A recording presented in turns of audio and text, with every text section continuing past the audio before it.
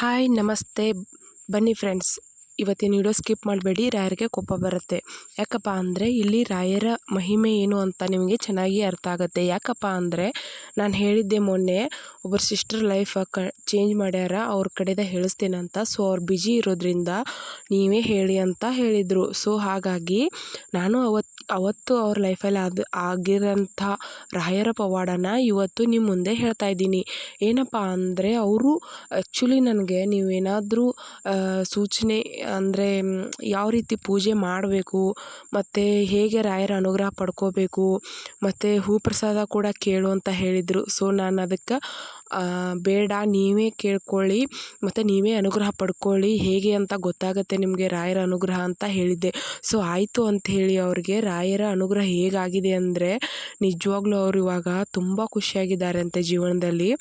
ಅವರು ಸೂಸೈಡೇ ಮಾಡ್ಕೋತೀನಿ ಅಂತ ಹೇಳಿದರು ನನಗೆ. ಸೊ ಇನ್ನೂ ಚೆನ್ನಾಗಿ ನೆನಪಿದೆ ನನಗೆ. ಎಷ್ಟು ಹತ್ತಿದ್ರು ಅಂದರೆ ನನಗೆ ಸಂಕಟ ಒಂಥರ ಕೇಳೋಕ್ಕೆ ಅಷ್ಟೊಂದು ಬೇಜಾರಾಗಿಬಿಡ್ತು ನನಗೆ. ಆ ರೀತಿ ಕಾಲ್ ಮಾಡಿ ಇಷ್ಟೊಂದು ಗೋಳನ್ನು ನನ್ನ ಮುಂದೆ ಹೇಳ್ಕೊಂಡಿದ್ರು ಅಂದರೆ, ಅವರು ಮದುವೆ ಮಾಡಿದ್ದು ಚಿಕ್ಕ ವಯಸ್ಸಲ್ಲಿ ಅಪ್ಪ ಅಮ್ಮ ಇಬ್ಬರು ತೀರೋಗಿದ್ದಾರೆ. ಗಂಡ ಸಿಕ್ಕಾಪಟ್ಟೆ ಕುಡಿತಾರಂತೆ.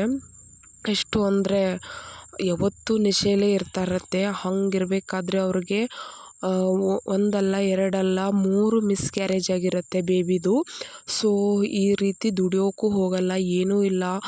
ಏನು ಮಾಡಲಿ ಅಕ್ಕ, ನಂಗೆ ಜೀವನ ತುಂಬ ಕಷ್ಟ ಆಗಿದೆ. ನನಗೆ ದಿನ ಕಣ್ಣೀರಲ್ಲಿ ಕೈ ತೊಳಿತಿದ್ದೀನಿ.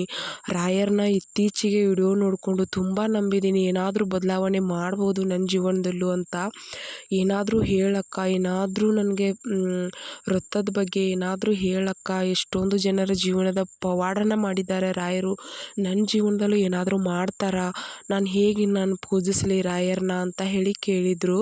ಸೊ ಅವಾಗ ನಾನು ಹೇಳಿದೆ, ಇಲ್ಲ, ಹಿಂಗೆ 9 ವಾರ ಮುಡುಪು ಕಟ್ಟಿ ಪೂಜೆ ಮಾಡ್ತಾರೆ, ಆ ರೀತಿ ಮಾಡಿ ಆದಷ್ಟು ಮಠಗಳಿಗೆ ಹೋಗಿ ಅಲ್ಲಿನ ಮಂತ್ರಾಕ್ಷತೆ ಮತ್ತು ರಾಯರ ವಿಗ್ರಹ ಏನಾದರೂ ತೊಗೊಂಬಂದು ಚೆನ್ನಾಗಿ ಪೂಜೆ ಮಾಡಿ ಭಕ್ತಿ ಅಷ್ಟೇ ಕೊಡಿ ರಾಯರಿಗೆ, ಇನ್ನೇನು ಬೇಡ, ಖಂಡಿತ ಒಳ್ಳೆಯ ಅನುಗ್ರಹ ಮಾಡ್ತಾರೆ ಅಂತ ಹೇಳಿದ್ದೆ. ಸೊ ಅವರು ಮಠಕ್ಕೆ ಹೋಗ್ತಾ ಇರಬೇಕಾದ್ರೆ 2-3 ಸಾರಿ ಮಠಕ್ಕೆ ಹೋಗಬೇಕಾದ್ರೆ ಅವ್ರ ಗಂಡ ಸಿಕ್ಕಾಪಟ್ಟೆ ಹೊಡೆದ್ಬಿಟ್ಟು, ಅಲ್ಲೇನು ತರೋಕೆ ಹೋಗ್ತೀಯಾ, ಅಲ್ಯಾಕೆ ಹೋಗ್ತೀಯಾ ಅಂತೇಳಿ ಹೊಡೆದ್ಬಿಟ್ಟು ಅವ್ರಿಗೆ ಎದ್ದು ನಡೆಯೋಕ್ಕೂ ಆಗದೆ ಇರೋ ಥರ ಹೊಡೆದಿರ್ತಾರಂತೆ. ಆದರೂ ಇವರು ಬಿಡದೆ ಮತ್ತೆ ಅವ್ರಿಗೆ ಅಲ್ಲಿ ಕೆಲಸ ಇಲ್ಲಿ ಕೆಲಸ ಅಂತ ಹೇಳಿಬಿಟ್ಟು ಮತ್ತೆ ಮಠಕ್ಕೆ ಹೋಗ್ತಾರಂತೆ. ಮಠಕ್ಕೆ ಹೋಗ್ಬಿಟ್ಟು ಮಂತ್ರಾಕ್ಷತೆ ಮತ್ತು ರಾಯರ ವಿಗ್ರಹ ಎಲ್ಲ ತಂದುಬಿಟ್ಟು ಪೂಜೆ ಮಾಡೋಕ್ಕೆ ಸ್ಟಾರ್ಟ್ ಮಾಡ್ತಾರೆ. 1 ವಾರ, 2 ವಾರ, 3 ವಾರ ಕಳೀತಾನೆ ಹೋಯಿತು. 4ನೇ ವಾರ ನನಗೆ ಮೆಸೇಜ್ ಮಾಡಿದರು, ಅಕ್ಕ ಏನು ಬದಲಾವಣೆ ಆಗಿಲ್ಲ ನನ್ನ ಜೀವನದಲ್ಲಿ, ಯಾಕಕ್ಕ ರಾಯರು ನನ್ನ ಜೀವನದಲ್ಲಿ ಕಲ್ಲಾಗಿದ್ದಾರೆ ಅಂತ ಕೇಳಿದರು. ಸೊ ಬಿಡಬೇಡಿ, ಹಠ ಬಿಡಬೇಡಿ. ತಂದೆ ಮಗಳ ಹತ್ರ ಕೇಳೋಕ್ಕೆ ಹಠ ಬಿಡದೆ ಕೇಳ್ತಾಳೆ, ಆವಾಗಲೇ ತಂದೆ ಕೊಡಿಸೋದಲ್ವ. ಅದೇ ರೀತಿ ತಂದೆ ಹತ್ರ ಬಿಡಬೇಡಿ, ಹಠನ ಕೇಳಿ, ನೀವು ಖಂಡಿತ ಅನುಗ್ರಹ ಮಾಡ್ತಾರೆ ಅಂತ ಹೇಳಿದ್ದೆ. ಸೊ ಮತ್ತೆ ಅವರು ಕಂಟಿನ್ಯೂಸ್ ಆಗಿ ಮಠಕ್ಕೆ ಹೋಗಿ ಒಂದು ಸಾರಿ ಮಠಕ್ಕೆ ಹೋದಾಗ ಅವ್ರ ಹಸ್ಬೆಂಡ್ನು ಕರ್ಕೊಂಡು ಹೋಗ್ತಾರಂತೆ. ಹಾಗೆ ಹೀಗೆ ಏನೋ ಹೇಳಿಬಿಟ್ಟು ಹೋಗಿ ಅವ್ರನ್ನ ಕರ್ಕೊಂಡು ಹೋಗಿ ರಾಯರ ಮುಂದೆ ನಿಲ್ಲಿಸಿದಾಗ ಅವಳ ಕಣ್ಣಲ್ಲಿ ನೀರು ತಡೆಯಲಿಲ್ಲಂತೆ.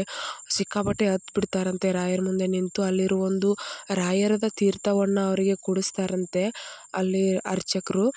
ಅವ್ರಿಗೆ ಕೊಟ್ಟಾಗ ಅವರು ಕುಡಿದ್ಬಿಟ್ಟು ಏನು ಮನೆಗೆ ಬರ್ತಾರಲ್ಲ, ಆಮೇಲೆ ಅವ್ರ ಜೀವನದಲ್ಲಿ ಬದಲಾವಣೆ ಕಾಣಿಸ್ಕೊಳಕ್ಕೆ ಸ್ಟಾರ್ಟ್ ಆಗತ್ತೆ. ಸೊ ಅವರು 1 ವಾರ ಅಷ್ಟೇ ಅವ್ರ ಹಸ್ಬೆಂಡ್ ಹೋಗಿ ಬಂದಿದ್ದು. ಆಮೇಲೆ ಇವಳು ಭಕ್ತಿಯಿಂದ 9 ವಾರ ವ್ರತ ಮಾಡ್ತಾರೆ. ಕೇವಲ 5 ವಾರ ವ್ರತ ಮುಗಿಸೋಷ್ಟರಲ್ಲಿ ಅವರಿಗೆ ನಿಜವಾಗ್ಲೂ ಅವ್ರ ಗಂಡ ಅಷ್ಟರಲ್ಲಿ ಯಾವುದೋ ಒಂದು ಕೆಲಸ ಹುಡ್ಕೊಂಡಿರ್ತಾರಂತೆ. ಚಿಕ್ಕದಾಗಿ ಹುಡ್ಕೊಂಡು ಕೆಲಸ ಮಾಡಿಕೊಂಡು ಹೋಗ್ತಿರ್ತಾರಂತೆ. ಕೆಲಸ ಮಾಡೋಕ್ಕೆ ಸ್ಟಾರ್ಟ್ ಮಾಡಿದರು ರಾಯರೇ, ಇನ್ನೇನು ಕುಡಿಯೋದೊಂದು ಬಿಡಿಸ್ಬಿಡಿ ಸಾಕು, ಇನ್ನೇನು ಬೇಡ ಅಂತ ಕೇಳ್ತಾರಂತೆ. ಸೊ ಹಾಗೆ ರಾಯರ ಮಠಕ್ಕೆ ಅವ್ರಿಗೆ ಸದಾ ಕರ್ಕೊಂಡು ಹೋಗ್ತಾನೆ ಇರ್ತಾರಂತೆ. ಪ್ರತಿ ವಾರ ಗುರುವಾರ ಬರೋದಷ್ಟೇ ಕಾಯ್ತಿರ್ತಾರಂತೆ. ಪ್ರತಿ ಗುರುವಾರ ಹೋಗಿ ಅಲ್ಲಿ ಪ್ರದಕ್ಷಿಣೆ ಎಲ್ಲ ಹಾಕಿ ತೀರ್ಥ ಕೊಡಿಸ್ಕೊಂಡು ಬಂದಮೇಲೆ ಕಂಪ್ಲೀಟ್ 1 ತಿಂಗಳಲ್ಲಿ ಮನುಷ್ಯ ಎಷ್ಟು ಚೇಂಜ್ ಆಗ್ತಾರಂದರೆ ಕುಡಿಯೋದೆಲ್ಲ ಬಿಟ್ಬಿಟ್ಟು ಚೆನ್ನಾಗಿ ದುಡ್ಕೊಂಡು ಖುಷಿಯಾಗಿ ಹೆಂಡತಿನ ನೋಡಿಕೊಂಡು ಚೆನ್ನಾಗಿ ಆರಾಮಾಗಿದ್ದಾರಂತೆ ಇವಾಗ. ತುಂಬ ಖುಷಿಯಾಗಿದ್ದೀವಿ ಅಕ್ಕ ರಾಯರಿಂದ ನೀವು ಹೇಳಿರೋದು ಒಂದು ವ್ರತ ಅಷ್ಟೇ ನಾನು ಮಾಡಿದ್ದು. ನಿಜವಾಗ್ಲೂ ಕಂಪ್ಲೀಟ್ ರಾಯರ ಜೀವನ ಚೇಂಜ್ ಮಾಡಿದ್ರು. ತುಂಬ ಖುಷಿಯಾಗಿದ್ದೀವಿ ಇವಾಗ.